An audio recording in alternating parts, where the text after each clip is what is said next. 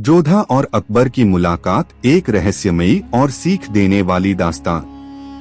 दिल्ली की सल्तनत की सुबह थी। सूरज की पहली किरण जैसे ही फतेहपुर सीकरी की दीवारों पर पड़ी सोने सी चमक फैल गई। बादशाह अकबर अपने महल की बालकनी में खड़ा दूर क्षितिज को निहार रहा था। उसके चेहरे पर फख्र भी था और सोच भी। वो सिर्फ एक बादशाह नहीं था, एक तलाश करने वाला इंसान था जो अमन चाहता था, लेकिन दुनिया में अमन बनाना कोई आसान काम न था।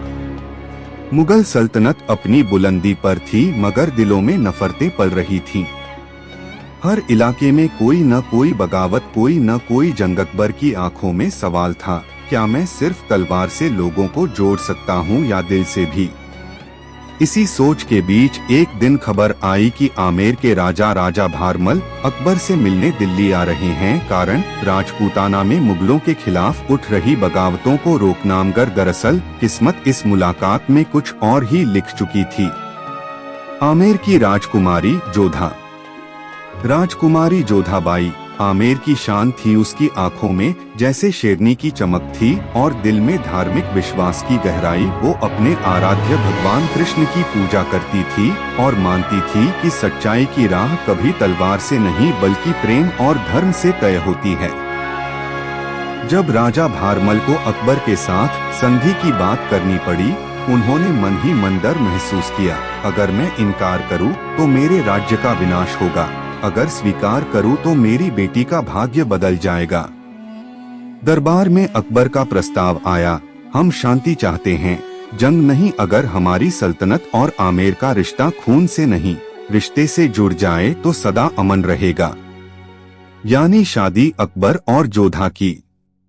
राजा भारमल ने गहरी सांस ली। उन्हें लगा यह उनके राज्य के लिए एकमात्र रास्ता है, पर जोधा के लिए यह एक इम्तिहान बन गया। पहली मुलाकात, नफरत और खामोशी।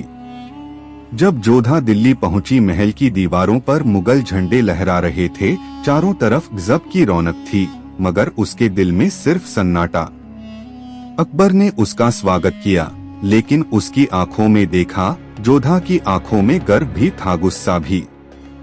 अकबर ने कहा, बेगम आपको सलाम, अब ये महल आपका है।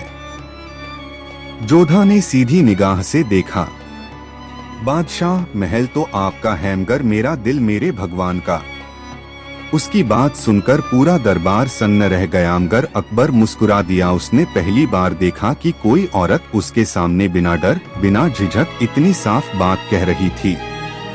उस रात अकबर ने खुद से कहा, यह औरत राजकुमारी है, मगर इसमें बादशाहत से भी बड़ी ताकत है, ईमान की, धर्म का इम्तिहान। जोधा रोज अपने मंदिर में पूजा करती थी। वह तुलसी को जल देती, दीप जलाती और भगवान कृष्ण से प्रार्थना करती। महल के मुसलमान दरबारी यह सब देखकर बुरा मानते थे। एक दिन एक मौलवी ने अकबर से कहा, जहां पनाह हरम में मूर्तियां रखना इस्लाम के खिलाफ है।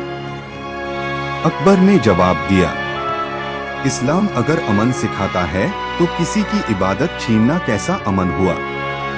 उस दिन से अकबर ने एक नया हुक्म जारी किया, हर धर्म को बराबरी का हक है।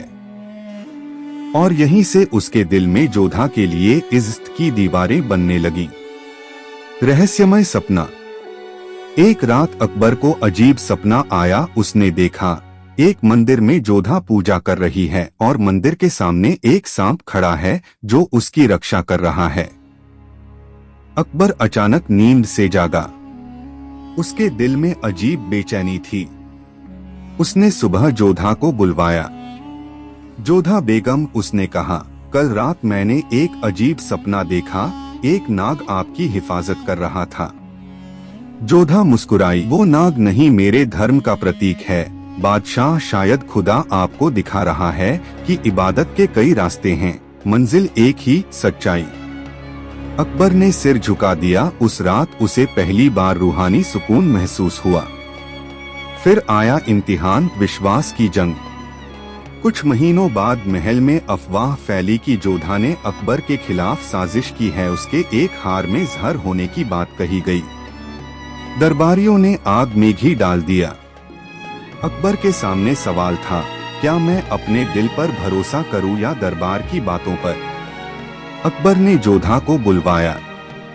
बेगम, क्या आप बता सकती हैं कि यह इल्जाम झूठ है? जोधा ने शांत स्वर में कहा, मैंने आपका दिल कभी नहीं दुखाया बादशाह, मगर अगर मेरी सच्चाई साबित करने के लिए मुझे मौत भी भुगतनी पड़े तो मुझे मंजूर है। अकबर ने उस हार को खुद पहन लिया। कुछ पल बीते, कुछ नहीं हुआ, ज़हर नहीं था। अकबर चिल्लाया, जिस दरबार ने इस औरत की इज्जत पर शक किया वो खुद गुनहगार है। पूरा दरबार झुक गया। अकबर ने जोधा की ओर देखा। उसकी आंखों में पहली बार प्यार और भरोसा था। अमीर और गरीब में फर्क नहीं। जोधा ने अकबर से कहा, जहां पनाह, अगर आप सच में इंसाफ के बादशाह हैं तो अपने महल के दरवाजे सिर्फ अमीरों के लिए नहीं, गरीबों के लिए भी खोलिए। अकबर ने उसी दिन फरमान जारी किया, हर शुक्रवार दरबार में कोई भी आम इंसान अपनी शिकायत लेकर आ सकता है, चाहे वो हिंदू हो या मुसलमान। इस आदेश ने मुगल सल्तनत को नई पहचान दी। लोग कहते, अकबर बादशाह ने सिर्फ जमीन नहीं, दिलों पर भी राज किया। प्यार का उगना। धीरे धीरे जोधा का गुस्सा पिघलने लगा। वो अकबर की सादगी, उसकी समझ और उसकी इंसानियत से प्रभावित होने लगी। एक रात उसने महल की छत पर कहा, जहां पनाह, मैं सोचती थी आप तलवार से राज करते हैं, पर अब जानती हूं कि आपका असली राज तो आपके दिल में है। अकबर ने कहा, बेगम, आपने मुझे खुदा का असली मतलब सिखाया, मोहब्बत और बराबरी। अंतिम संदेश। सालों बाद जब अकबर बुजुर्ग हुआ तो उसने अपने बेटे जहांगीर से कहा, बेटा, अगर कभी सल्तनत को बचाना हो तो तलवार से नहीं, इंसाफ और इज्जत से बचाना। जोधा ने मुझे यही सिखाया था।